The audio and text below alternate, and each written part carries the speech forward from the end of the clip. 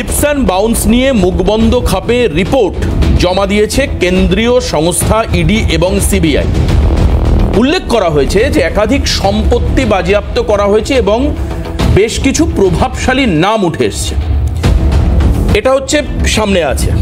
আজকে যেটা হলো, ইডি একটা প্রেস রিলিজ আসলো আমাদের সামনে এবং সেই প্রেস রিলিজে পরিষ্কার হলো যে অ্যালকেমিস্টের টাকা অর্থাৎ চিট ফান্ডের টাকা, সেই টাকা তৃণমূলের কাছে গেছে এবং তৃণমূলের মেজো সেজো ছোট নয়, খোদ মমতা বন্দ্যোপাধ্যায়, মুকুল রায় এবং নুসরত জাহান তারা সেই টাকায় ফ্লাইট ব্যবহার করেছে, অর্থাৎ ফ্লাইটটা ভাড়া করে দেওয়া হয়েছে অ্যালকেমিস্টের টাকায়।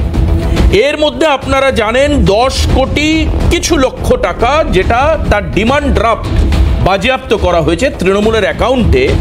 ওই টাকা ইডি দাবি করছে যে ওই টাকা অ্যালকেমিস্টের থেকে তৃণমূলের অ্যাকাউন্টে এসছে, অর্থাৎ ভোটের কাজে চিট ফান্ডের টাকা কাজে লাগানো হয়েছে।